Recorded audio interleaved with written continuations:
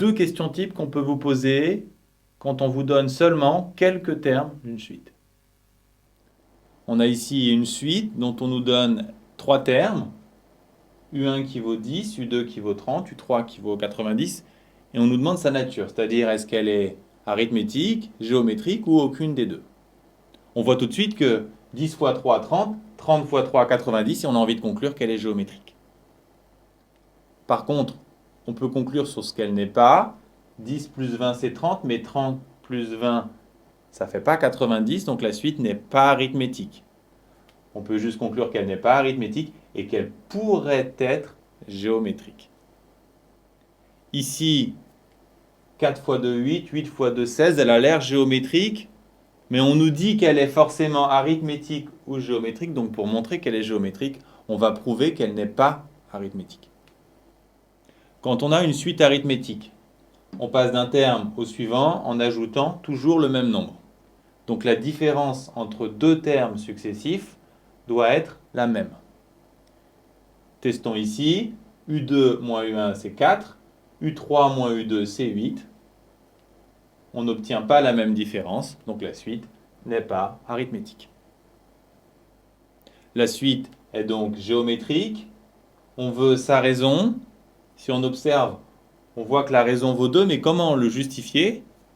Pour ça, il faut se souvenir qu'on passe d'un terme au suivant en multipliant par Q. Donc par exemple, U2 c'est U1 fois Q. Donc on peut dire que Q c'est U2 sur U1 ou encore U3 sur U2. Si on fait l'application numérique, on obtient un 8 sur 4 qui fait bien 2. Enfin, pour le terme initial, U1 c'est U0 fois Q. Donc U0 c'est U1 sur Q qui fait également 2. Même problème, cette fois la suite semble arithmétique, donc on va montrer qu'elle n'est pas géométrique. Pour une suite géométrique, on passe d'un terme au suivant en multipliant par une constante, ce qui implique que le rapport entre un terme et le précédent doit être égal à un même nombre. Si on teste ici V3 sur V2 ou V4 sur V3, on trouve deux fractions différentes. Donc, on n'a pas le même coefficient, la suite n'est pas géométrique, donc ici, elle est arithmétique. La raison se voit tout de suite, c'est 4. Pour la justifier, vous faites tout simplement la différence entre deux termes successifs. Ensuite, dernière question, donnez le terme initial. V2, c'est 7. Si on veut remonter, V1, ça va être 7 moins 4, donc 3. Puis ensuite, V0, c'est moins 1. Pour le justifier, le plus simple, c'est d'utiliser la définition explicite de V2. V2, c'est V0 plus 2 fois R. Donc, puisqu'on connaît R, on va en déduire que V0 fait moins 1. Cette fois, on connaît la nature de la suite, elle est arithmétique. On sait que U10 c'est 24, U18 c'est 44, et on nous demande la raison et le terme initial. De U10 à U18, en 8 coups, on augmente de 20. Donc la raison c'est 20 divisé par 8, 2,5. Et si on veut trouver U0, on va enlever 10 fois 2,5 à 24, donc on va enlever 25, on va trouver moins 1.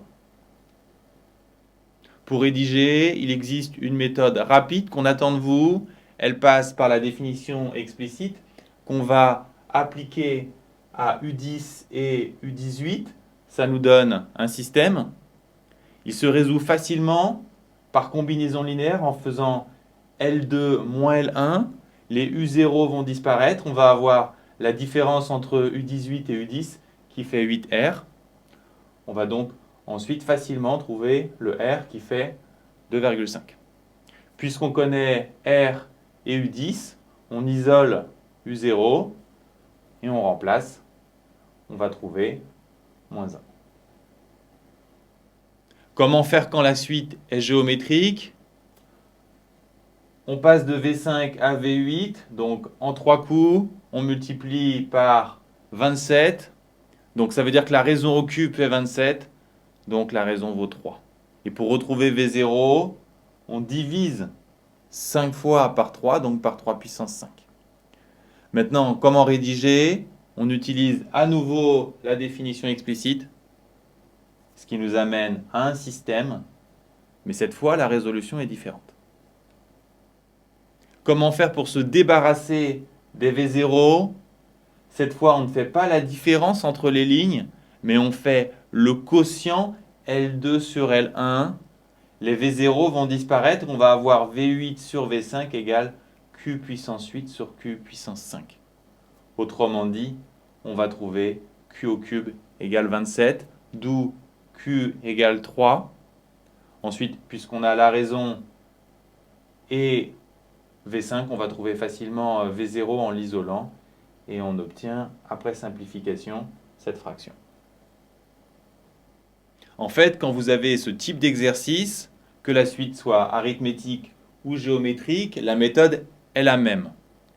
Vous appliquez la définition explicite au terme de la suite, arithmétique, ici, géométrique, là, et ensuite, pour la suite arithmétique, pour faire disparaître le terme initial, vous faites la différence, et pour les suites géométriques, vous faites le quotient.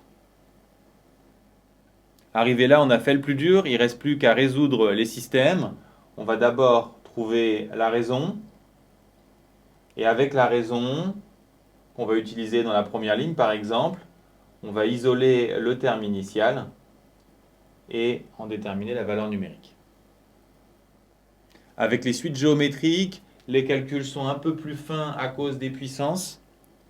Il y a une petite subtilité ici, puisque Q puissance 4 égale 1/16 admet deux solutions, 1 demi et moins 1 demi, mais la solution négative doit être exclue, car on vous dit que les termes sont positifs. C'est pour ça que Q fait 1 demi. Une fois que vous avez la raison, vous allez trouver le terme initial. Il suffit de maîtriser les puissances ou votre calculatrice.